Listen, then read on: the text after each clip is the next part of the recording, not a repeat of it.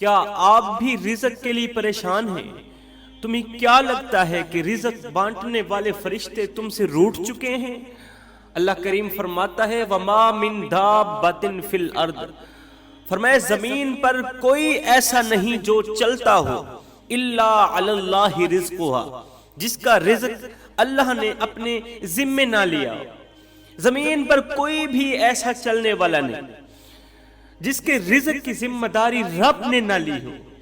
یہ اللہ نے ہماری عقل کے مطابق ہم سے بات کی ہے۔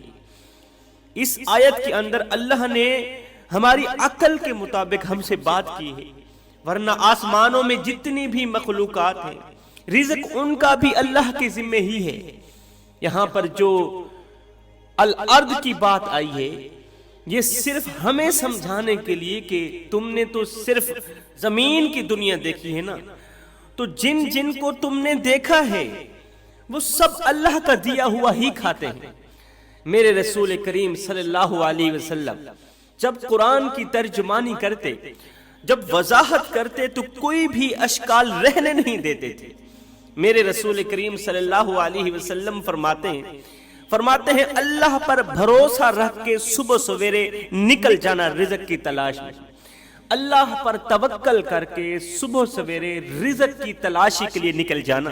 نکلنا ضروری ہے، نکلنا تمہارے ذمے ہے، یہ نہ کہنا کہ یہیں بیٹھوں گا غیب سے رزق آ جائے گا میں کھا لوں گا۔ تم اپنی ذمہ داری پوری کرو، میرا رب اپنی ذمہ داری پوری کرے گا۔ یا رسول اللہ پھر یہ رزق کس طرح ہم تک پہنچے گا؟ اللہ کے رسول کے ان لفظوں کا حسن بھی دیکھیں۔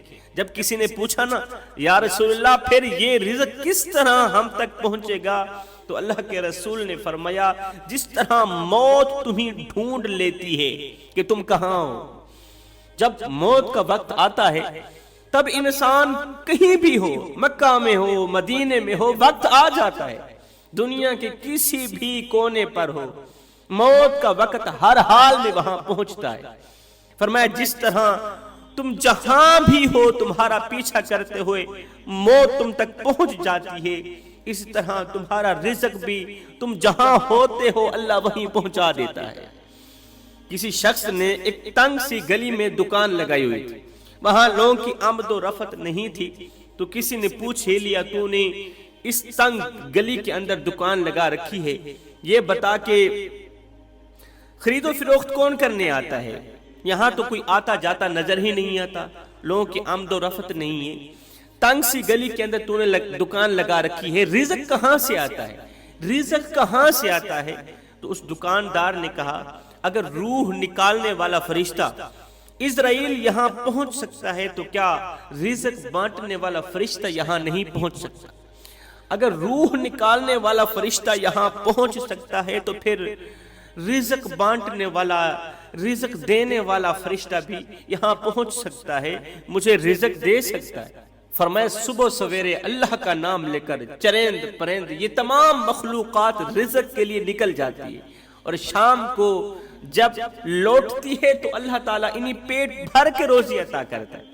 حالانکہ ان کو نہیں پتا ہوتا کہ ہمارا کارخانہ کہاں ہے، ہم نے کہاں جا کے مزدوری کرنی، ان کو نہیں پتا ہوتا کہ ہمارا دفتر کہاں ہے اور ہم نے کس آفس میں بیٹھنا ہے، ان کو نہیں پتا ہوتا کہ ہم نے کہاں جا کے مال خریدنا ہے اور کہاں جا کے بیٹھنا ہے، کہاں بیٹھ کے اس مال کو بیچنا ہے، انہیں کچھ بھی خبر نہیں ہوتی، بس اللہ پر بھروسہ کر کے نکل جاتے ہیں۔ انہیں تو بس اتنا ہی پتا ہوتا ہے، انہیں بس اتنا ہی بتایا جاتا ہے کہ جو اللہ پر بھروسہ کرتا ہے وہ کبھی بھوکا نہیں مرتا۔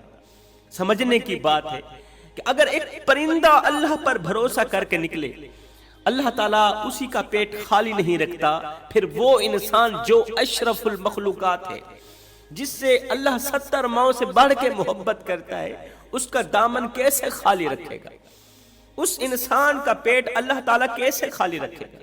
اللہ کے رسول نے فرمایا اللہ پر بھروسہ رکھ کے صبح سویرے روزی کی تلاش کے لیے نکل جاؤ، جو رب پرندوں کو روزی عطا کرتا ہے وہ تمہیں بھی عطا کرے گا۔ فرمایا جو خدا رات کو درختوں کی ٹہنیوں پر بیٹھے پرندوں کو نیند میں گرنے نہیں دیتا، وہ تجھے اور مجھے کیسے بے یار و مددگار چھوڑ سکتا ہے؟ اس زمین اور اس دھرتی پر بسنے والا اگر اونٹ بھوکا نہیں سوتا، اس دھرتی پر پلنے والی اگر بلی اور کتا روٹی کھا کے سوتے ہیں، تو اے انسان تو اشرف المخلوقات ہے۔ تو نے اپنے ذہن میں یہ ٹینشن کیوں پال رکھی ہے کہ اگر رزق نہیں آئے گا تو میں مر جاؤں گا؟ مالی پریشانی سب سے زیادہ اس بندے کو ہوتی ہے جس کا اللہ پر بھروسہ کمزور ہوتا ہے، جو اللہ پر یقین نہیں رکھتا۔ حضرت سیدنا علی المرتضیٰ شیر خدا کرم اللہ وجہ الکریم نے میرے نبی کی ایک حدیث بیان کی ہے۔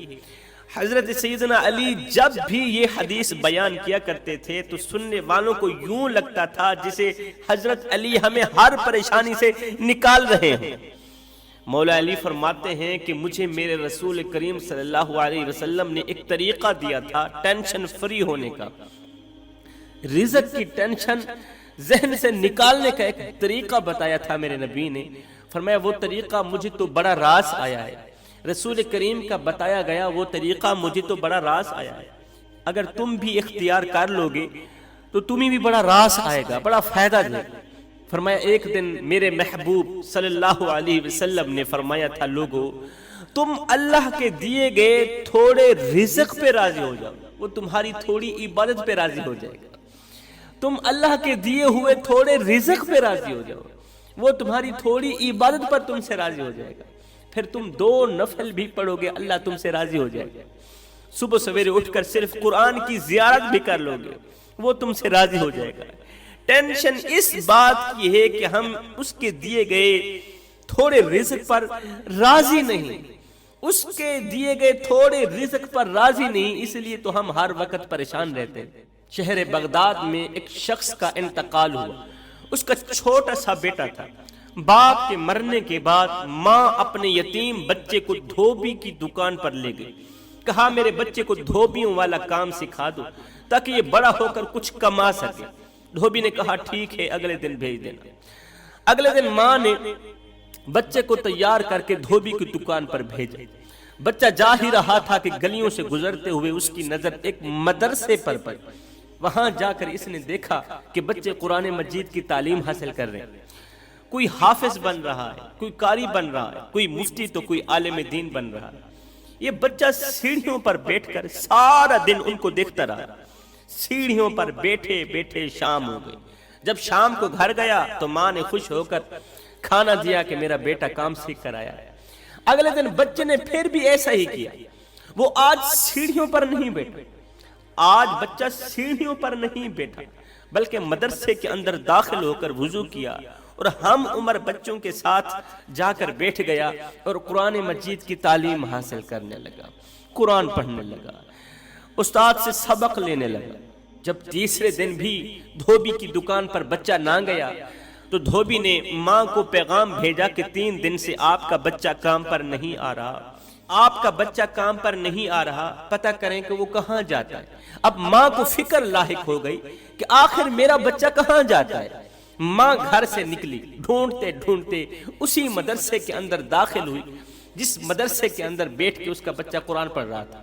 بچے کو قرآن کی تعلیم حاصل کرتے دیکھا، غصے میں آگ بگولا ہو گئی، غصے میں آگ بگولا ہو کر کہنے لگی او کم بخت، میں نے تجھے کام کے لیے بھیجا تھا، تو آ کے یہاں بیٹھ گیا۔ اب ماں بچے کو مارنے لگی کہ یہ پڑھ کر مولوی بنے گا، قرآن پڑھ کر مولوی بنے گا، عالم بن کر مولوی بنے گا، خود بھی بھوکا مرے گا اور مجھے بھی بھوک سے مارے گا۔ لیکن بچہ ضد کر بیٹھا کیونکہ بچے کے دل میں قرآن گھر کر گیا تھا، اس کا دل قرآنی تعلیمات سے منور ہو چکا تھا۔ اب اس بچے کا جو استاد تھا اس کا نام امام اعظم ابو حنیفہ تھا۔ امام نے اس کی ماں سے مخاطب ہو کر کہا کہ ٹھیک ہے آپ اپنے بچے کو لے جائیے، لیکن ایک دن آئے گا یہ بچہ بادشاہ کے تخت پہ بیٹھ کے پستے کا جوس پیے گا اور یہ بڑا ہی مالا مال بنے گا، مالدار بنے گا، امیر بنے گا۔ ایک دن آئے گا یہ بچہ بادشاہ کے ساتھ بادشاہ کے تخت پہ بیٹھ کے پستے کا جوس پیے گا۔ بچہ ضد کر بیٹھا کہ میں سیکھوں گا تو صرف قرآن ہی سیکھوں، مجھے اور کوئی کام نہیں سیکھنا۔ ماں بچے کو وہیں چھوڑ کر چلی گئی۔ بچہ قرآن کی تعلیم حاصل کرنے لگا۔ ایک دن ایسا آیا کہ وہ ایک مستند عالم دین بن کر ماں کی طرف گیا، اپنے گھر کو گیا، آگے ماں بیٹھی ہوئی تھی، جا کر ماں کو ملا، ماں تیرا بیٹا عالم دین بن کر آیا ہے۔ ماں نے خوشی کا اظہار کیا ہوگا یا نہیں کیا ہوگا؟ بچے نے کہا ماں بڑی بھوک لگی، کچھ کھانے کو مل جائے۔ ماں نے سوکھی روٹی کا ٹکڑا اٹھا کر بچے کو دے دیا، کہا ماں کوئی تازہ روٹی نہیں ہے؟ ماں نے جواب دیا کہا تھا نا کام سیکھ لو، مولوی مت بنو۔ اگر کام سیکھ لیتے تو آج تمہیں پراٹھے بنا کر نہ کھلاتے؟ کہا تھا نا مولوی مت بنو، مولوی بنو گے تو خود بھی بھوک سے مرو گے، مجھے بھی بھوک سے مارو گے۔ بچہ ناراض ہو کر گھر سے باہر نکل گیا، دیکھا باہر گلی کے درمیان میں ایک یہودی بیٹھا گھر کی دیوار بنا رہا ہے جس سے گلی تنگ ہو رہی ہے۔ اس نے یہودی کی دیوار پر ٹانگ مارتے ہوئے کہا، عالم دین بچے نے یہودی کی دیوار پر ٹانگ مارتے ہوئے کہا کہ اپنی دیوار پیچھے کرو، تیری دیوار کی وجہ سے گلی تنگ پڑ رہی۔ یہودی نے طنز کرتے ہوئے کہا، او مولوی سائیڈ سے ہو کر گزر جا، تیرے گزرنے کے لیے کافی راستہ پڑا ہے، تیرے کون سے سونے چاندی کے اونٹ آ رہے ہیں جو گلی چھوٹی پڑ جائے گی؟ تیرے کون سے سونے چاندی کے اونٹ آ رہے ہیں جو گلی چھوٹی پڑ جائے گی؟ جب آئیں گے تو دیکھا جائے۔ اب بچہ وہاں سے آگے بڑھا، دیکھا سارا شہر سنسان پڑا ہے، کوئی انسان چلتا پھرتا نظر نہیں آ رہا۔ اچانک اس نے ایک گلی کے کونے پر ایک سپاہی کو پہرا دیتے ہوئے دیکھا تو اس سے پوچھا شہر سنسان کیوں ہے؟ بھائی شہر سنسان کیوں ہے؟ اس نے بتایا کہ بادشاہ نے ملکہ کو ایک شرط کے تحت طلاق دے دی، بڑے بڑے عالم دین فیصلہ کرنے کے لیے آئے ہیں کہ طلاق ہوئی ہے یا نہیں ہوئی۔ اس وقت پورا شہر بادشاہ کے محل کے اندر جمع ہے۔ وہ بچہ بھی محل میں چلا گیا، دیکھا بادشاہ کا تخت لگا ہے، ایک طرف تمام عالم دین بیٹھے ہیں، دوسری طرف پورے شہر کے لوگ بیٹھے۔ چونکہ وہ بچہ بھی عالم دین تھا اس لیے علماء کی صف میں بیٹھ کر کہنے لگا، مجھے بتاؤ کون سا مسئلہ ہے، میں اس مسئلے کو حل کر سکتا ہوں، میرے سوا اور کوئی نہیں کر سکتا۔ لوگوں نے کہا یہاں بڑے بڑے عالم دین بیٹھے ہیں، ان سے یہ مسئلہ حل نہیں ہو پا رہا، تم کل کے بچے اس مسئلے کو کیسے حل کرو گے؟ بچے نے کہا چپ کر جاؤ، علم کسی کے باپ کی میراث نہیں ہے، علم کسی کے باپ کی میراث نہیں ہے، میں اس مسئلے کو حل کر سکتا ہوں۔ بادشاہ بچے کا یہ جواب سن کر بڑا ہی متاثر ہوا۔ بادشاہ نے کہا مسئلہ آپ کو میں بتاتا ہوں، حل کرنا آپ کا کام ہے۔ بچے نے کہا جلدی سے آپ مسئلہ بتائیں۔ بادشاہ نے کہا لیکن اس کے لیے شرط یہ ہے کہ دلیل قرآن سے دینی پڑی، دلیل قرآن سے دینی ہوگی۔ بچے نے کہا مسئلہ بتاؤ کون سا مسئلہ؟ بادشاہ نے کہا میں اپنی بیوی کے ساتھ بیٹھا باتیں کر رہا تھا، میں نے اپنی بیوی سے کہا کہ تم کتنی خوش نصیب ہو، تم کتنی خوش نصیب ہو کہ تمہیں مجھ جیسا جنتی شوہر ملا ہے۔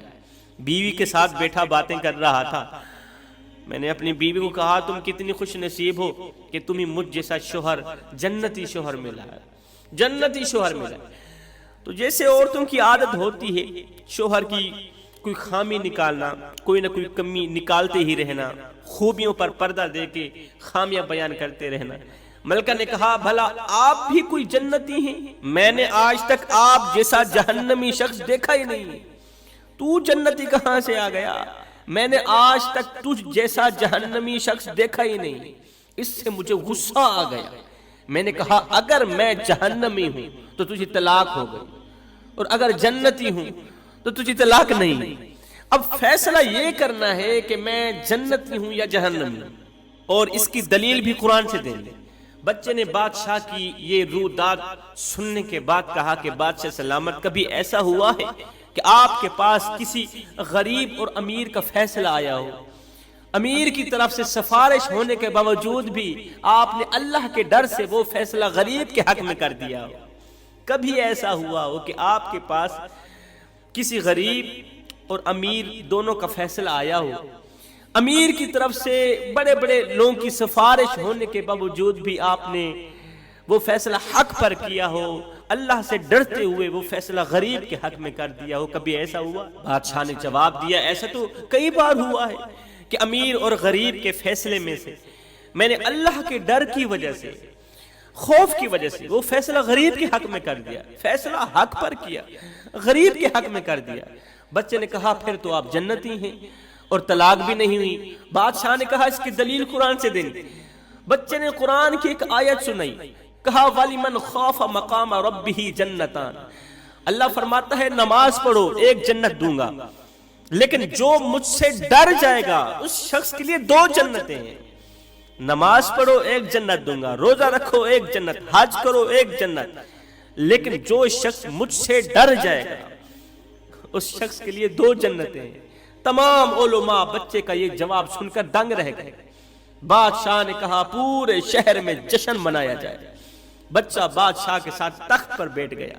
بادشاہ نے اپنے وزیروں سے کہا بچے کے لیے خاص ملک شیک لایا جائے، بچے کے لیے پستے کا جوس لایا جائے۔ تھوڑی دیر بعد بادشاہ کے وزیر بچے کے لیے ملک شیک لے کر آئے، پستے کا جوس لے کر آئے۔ بچے نے جب اسے پیا تو وہ بہت ہی لذیذ تھا۔ بادشاہ سے پوچھا یہ کون سا جوس ہے؟ بادشاہ نے کہا یہ پستے کا جوس ہے، یہ پستے کا ملک شیک ہے جو ہم بادشاہوں کو بھی کبھی کبھی نصیب ہوتا ہے۔ اس زمانے میں پستے کا جوس بہت ہی خاص سمجھا جاتا تھا اور بہت ہی مہنگا ملتا تھا۔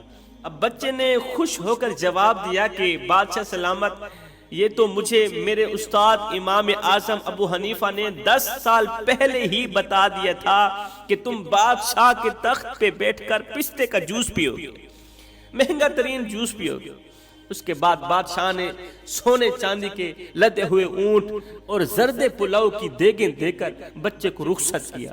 بچہ وہ اونٹ لے کر، مال سے لدے ہوئے اونٹ لے کر گھر گیا۔ دیکھا کہ یہودی ابھی بھی وہاں بیٹھا دیوار بنا رہا ہے۔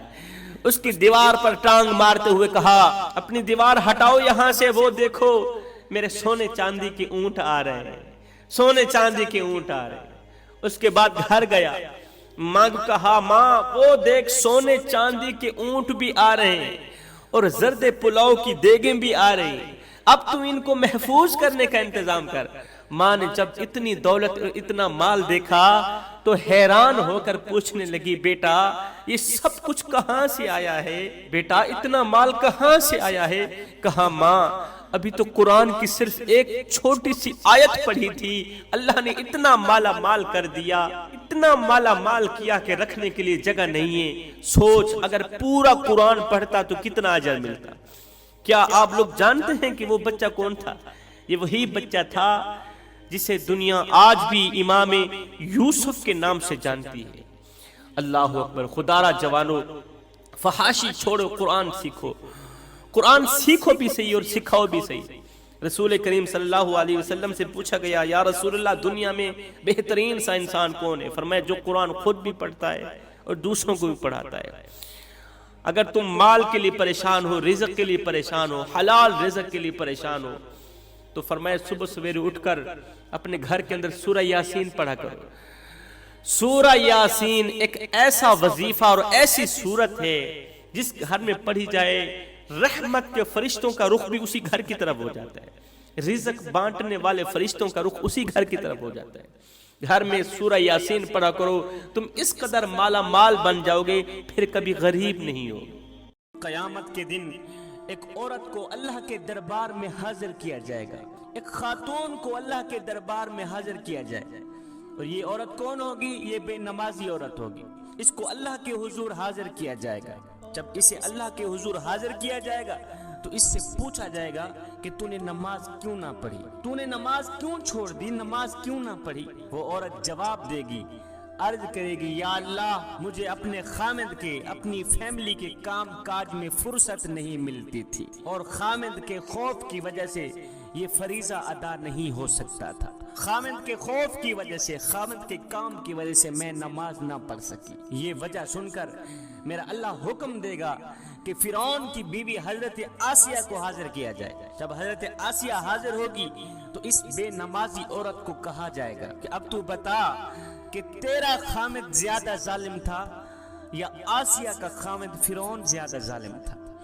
ہائے ہائے، میں بتا تیرا خامد زیادہ ظالم تھا یا آسیہ کا خامد زیادہ ظالم تھا؟ اللہ تعالیٰ فرمائے گا دیکھو آسیہ ایک ظالم شخص کی بیوی تھی، ایک ظالم بادشاہ کی بیوی تھی، ایک ظالم شخص کی بیوی تھی، اور کیسی عبادت گزار تھی، کیسی متقی پرہیزگار تھی، کیسی میری محبوبہ تھی۔ اگر کسی خامد کا ظلم کسی کو نماز سے روکتا تو سب سے پہلے آسیہ کو روکتا، سب سے پہلے آسیہ نماز چھوڑ دیتی، سب سے پہلے آسیہ عبادت چھوڑ دیتی۔ اس کے بعد میرا اللہ فرمائے گا، اے بے نمازی عورت، خامد کا تیرا عذر غلط ہے، اور خامد کا عذر غلط ہے، تو خود غافل تھی، اور غفلت کی وجہ سے تو نے نماز نہ پڑھی، غفلت کی وجہ سے تو نے نماز کا دامن چھوڑ دیا، غفلت کی وجہ سے تو نے قرآن کا دامن چھوڑ دیا، غفلت کی وجہ سے تو نے میری عبادت کا دامن چھوڑ دیا۔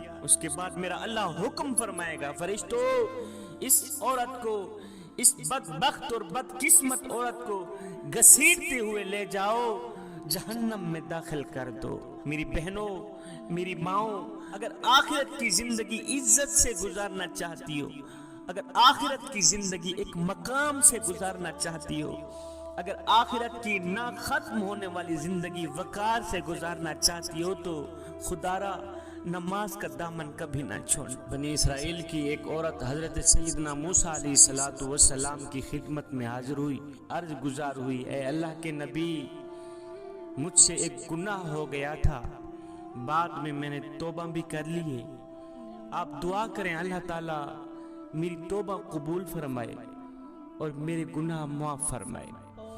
سیدنا موسیٰ علیہ السلام نے پوچھ ہی لیا، اے خاتون، تجھ سے کون سا ایسا گناہ ہوا ہے، کون سا ایسا گناہ ہوا ہے، کون سی ایسی غلطی ہوئی ہے، کون سی ایسی خطا ہوئی ہے جس کی دعا کرانے تو اتنے دور سے میرے پاس آئی ہے؟ وہ خاتون کہنے لگی، بنی اسرائیل کی عورت کہنے لگی، اے اللہ کے نبی، مجھ سے گناہ یہ ہوا تھا کہ میں نے زنا کیا تھا اور میں حاملہ ہو گئی تھی، حاملہ ہوئی، مجھ سے ایک بچہ پیدا ہوا، اب بچہ پیدا ہوا تو میں اپنے اس گناہ کو چھپانے کی خاطر، اپنی اس غلطی کو چھپانے کی خاطر، اپنی اس خطا کو چھپانے کی خاطر میں نے اس بچے کو ذبح کر دیا، میں نے اس بچے کو قتل کر دیا، اور ذبح کر کے میں نے اسے مٹی کے سپرد کر دیا، یہی مجھ سے گناہ ہوا ہے۔ اے اللہ کے نبی، آپ دعا کریں اللہ تعالیٰ میری توبہ قبول فرمائے اور میرے گناہ معاف فرمائے۔ ہائے، اللہ کے نبی نے جب سنا کہ اس عورت نے زنا کیا ہے جس کے سبب ایک بچہ پیدا ہوا، اس عورت نے اپنے اس گناہ کو چھپانے کی خاطر اس معصوم بچے کو ذبح کر دیا، مار دیا، قتل کر دیا۔ ایک انسان کا قتل پوری انسانیت کا قتل ہے جوانوں۔ موسیٰ علیہ السلام یہ سن کر جاہو جلال میں آ گئے، آپ نے فرمایا، بدبخت عورت، گنہگار عورت، یہاں سے نکل جا، یہاں سے دفع ہو جا، تو نے ایک معصوم بچے کی جان لے لی ہے، دفع ہو جا، نکل جا یہاں سے، کہیں ایسا نہ ہو آسمان سے آگ اترے اور تیری نحوست کے سبب ہم سب کو جلا کے راکھ کر دے۔ جب اس عورت نے دیکھا اللہ کے نبی جاہو جلال میں آ گئے ہیں، تو وہ عورت ٹوٹے دل کے ساتھ وہاں سے اٹھی، گھر نکل گئی۔ جب یہ عورت ٹوٹے دل کے ساتھ یہاں سے نکلی تو ادھر سے حضرت سیدنا جبریل علیہ السلام حاضر ہوئے، وہی لے کر آئے، اے اللہ کے نبی، اللہ فرما رہا ہے کہ تو نے ایک توبہ کرنے والی کا دل کیوں توڑا؟ اے موسیٰ، تو نے توبہ کرنے والی کا دل کیوں توڑا؟ اے موسیٰ، تو نے توبہ کرنے والی کا دل توڑ کر خالی ہاتھ واپس کیوں بھیج دیا؟ کیا تو نے بھی اس عورت سے زیادہ بدتر گناہ کرنے والا کوئی نہیں دیکھا؟ کیا تو نے اس عورت سے بھی زیادہ گناہ کرنے والا نہیں پایا آج تک؟ موسیٰ علیہ السلام نے فرمایا، اے جبریل، کیا اس عورت سے بھی زیادہ بدتر گناہ کرنے والا اس دنیا میں کوئی رہتا ہے؟ کیا اس عورت سے بھی بدتر گناہ کرنے والا اس دنیا میں کوئی اور بھی ہو سکتا ہے؟ یہ سن کر حضرت جبریل علیہ السلام نے عرض کی، اے اللہ کے نبی، جان بوجھ کر نماز چھوڑنے والا شخص اس عورت سے بھی زیادہ بدتر گناہ کرنے والا ہے۔ جو شخص جان بوجھ کر نماز چھوڑ دیتا ہے، جوانوں، وہ نوجوان اس زانیہ عورت سے بھی بدتر گناہ کرنے والا ہے. خدا را اس گناہ سے بچیں, نماز کا دامن ہرگز نہ چھوڑیں. اللہ تعالیٰ جب ناراض ہوتا ہے روٹی بند نہیں کرتا. جوانوں, اللہ تعالیٰ جب ناراض ہوتا ہے رزق بند نہیں کرتا. اللہ تعالیٰ جب ناراض ہوتا ہے سورج کو حکم نہیں دیتا کہ فلاں شخص میرا نافرمان ہے, تیری کرنیں اس کے آنگن میں نہیں جانی چاہیے. نہ بندے نہ, اللہ جب ناراض ہوتا ہے تو سجدوں کی توفیق چھین لیتا ہے. اللہ جب ناراض ہوتا ہے تو من اجڑ جاتا ہے. اس سید کو اتنا تو بتا دو, جس بندے کا من بھی اجڑ جائے اس کے پلے رہتا ہے کیا ہے؟ اے بندے, نماز پڑھ اس سے پہلے کہ تیری نماز پڑھی جائے. وہ ایک سردار تھا, ایک غلام تھا. جو سردار تھا وہ بے نمازی تھا, اور جو غلام تھا وہ 5 وقت کا نمازی تھا. 5 وقت کا نماز. ایک دن یہ سردار اور یہ غلام کہیں جا رہے تھے. جاتے جاتے اذان کی آواز آئی. غلام نے کہا سردار جی آپ یہاں ٹھہریں, میں چاہتا ہوں نماز پڑھ کے آتا. سردار نے کہا ٹھیک ہے جاؤ جلدی واپس آنا, ہم نے آگے سفر کرنا ہے, میں یہاں بیٹھتا. یہ غلام گیا مسجد کے اندر. اس نے مسجد کی دہلیز پر قدم رکھا, اس نے وضو کیا, اللہ اکبر, مسجد کے اندر گیا. اس نے جماعت کے ساتھ نماز پڑھی. نماز پڑھنے کے بعد اس غلام نے کیا کیا, قرآن اٹھایا, پڑھنے لگ گئے. حضرت سیدنا علی المرتضیٰ شیر خدا کا آج سے 1400 سال پہلے کا وہ جملہ مجھے آج تک نہیں بھولا. آپ نے فرمایا یا باری تعالیٰ, میں تیری عبادت تیری جنت کی لالچ کے لیے نہیں کرتا, اور نہ ہی تو جہنم کے خوف سے کرتا ہوں. مالک, میں تو تیری عبادت بس اس لیے کرتا ہوں کہ تو لائق ہی عبادت کے ہے, تو لائق ہی بندگی کی.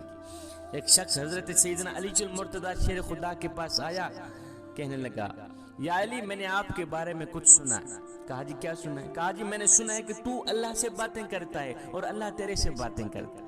آپ نے فرمایا میاں تو نے بالکل ٹھیک سنا. کہا وہ کیسے؟ کہا میاں جب میرا دل کرتا ہے کہ میں اپنے رب سے بات کروں تو میں نماز پڑھنے لگ جاتا ہوں, اور جب میرا دل کرتا ہے کہ میرا اللہ مجھ سے بات کرے تو میں قرآن اٹھاتا ہوں, پڑھنے لگ جاتا ہوں. اب یہ غلام مسجد کے اندر گیا, نماز پڑھنے کے بعد اس نے قرآن اٹھایا, پڑھنے لگا. اب باہر بیٹھا سردار اس کے انتظار میں تھا. سارے نمازی نماز پڑھ کے واپس چلے گئے, یہ غلام مسجد کے اندر ہی بیٹھا. جب وہ سردار باہر بیٹھا تھکا تو آہستہ آہستہ اٹھا, جاؤں پتہ کروں کہاں مر گیا ہے غلام. یہ سردار اٹھا, یہ آیا مسجد کی دہلیز پر, اس نے قدم رکھا. جہاں مسجد کے جوتے پڑے ہوئے ہوتے وہاں آ کے رک گیا, اندر نہ گیا, جوتوں والی جگہ پہ آ کے رک گیا. آوازیں دینے لگا او غلام کہاں مر گیا ہے. اور سارے نمازی نماز پڑھ کے واپس چلے گئے, تیری ابھی تک نماز ختم نہیں, اور جلدی باہر آ, ہم نے آگے سفر کرنا ہے. اور جلدی باہر نکل, ہم نے آگے سفر کرنا ہے, ہم نے آگے سفر کرنا ہے. جب اس سردار نے بار بار غلام کو آواز دی تو غلام نے اندر سے قرآن مجید بند کیا. غلام مسجد کے اندر بیٹھا, کہنے لگا سردار جی میں کیا کروں کہ جو خدا تجھے مسجد کے اندر نہیں آنے دیتا وہ خدا مجھے مسجد سے باہر نہیں جانے دیتا. میں کیا کروں, میں مجبور ہوں, میرا مالک مجھے باہر جانے بھی نہیں دیتا. جو خدا تجھے مسجد کے اندر نہیں آنے دیتا وہ خدا مجھے مسجد سے باہر نہیں جانے دیتا. اے بندے نماز پڑھ اس سے پہلے کہ تیری نماز پڑھی جائے.